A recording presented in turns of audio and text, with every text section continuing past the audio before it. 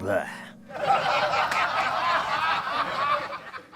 Sinister. We have Sinister. Okay, Sinister, starring Ethan Hawke, directed by Scott Derrickson from 2012. True crime writer Ellison Oswald is in a slump. He hasn't had a bestseller in more than 10 years, and he's becoming increasingly desperate for a hit. So when he discovers the existence of a snuff film showing the deaths of a family, he vows to solve the mystery. He moves his own family into the victim's home and gets to work. However, when old film footage and other clues hint at the presence of a supernatural force, Ellison learns that living in the house might be fatal. And yeah, I mean, that really pretty much sums up what happens. It's got some good atmosphere. My friend Darren, who lives down the street from me, he's like my Alamo buddy. We go to the Alamo Draft House. He loves horror movies too. And he has been telling me for years, since he moved to the neighborhood a few years back, he's been like, you got to see Sinister. You have to watch Sinister. And I promise him every year I'm going to watch Sinister. And every year I don't, because I really did not have any interest. He puts all his stock on how great of a movie it is. It was okay.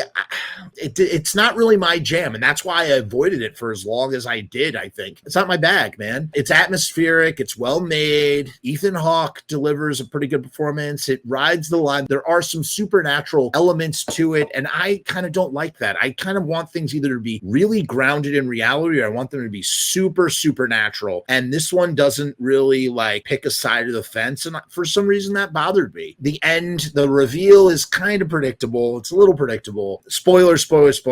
There's a force that corrupts the children to commit these murders, and then the families get added to the collection of snuff films that get, and I'm like, okay, yeah, I guess. I think I would have enjoyed it a lot more if it was based in reality of like the cops hate this guy because he's a true crime writer and he makes the police look bad. You know what I mean? It would have been kind of more interesting if it was sort of a cover up with the I don't know. That's me armchair quarterbacking it. It's okay. It's entertaining. I think it would have worked better for me if I had seen it in the theater. It was a little bit harder for me to watch at home. I had to watch it in chunks. That's not the movie's fault. That's just because I kept passing out late at night because I'm just underslept, overworked, and whatever, and trying to watch horror movies all at the same time. They made a sequel. I don't think I will be checking out the sequel. What would I do differently? I don't know, man. It just, the thing is, like, supernatural shit has to really hit the right kind of way for me. I'm not afraid of no ghosts. You know what I mean? There's just stuff like The Ring. I'm not interested in The Ring, the videotape. You watch the videotape, you're going to die in 8 days. These things don't scare me. I am absolutely firmly in like the body horror camp more than anything. That's really my bread and butter is body horror, man. That does it for me.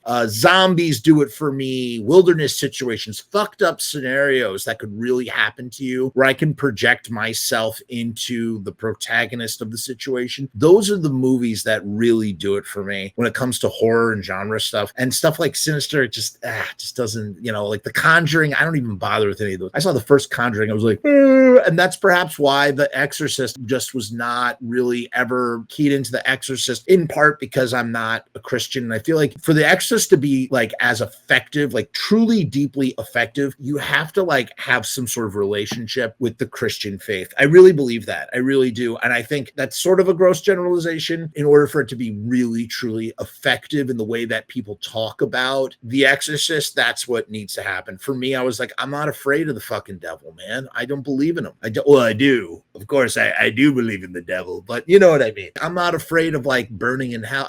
That stuff doesn't get to me, man. It just doesn't. But for people who grew up in religion and the specter of hell always like hanging over their head, I understand why that would affect you. And Sinister isn't exactly that. I'm sort of veering away from the situation, but I don't know. That's basically my 2 cents on it.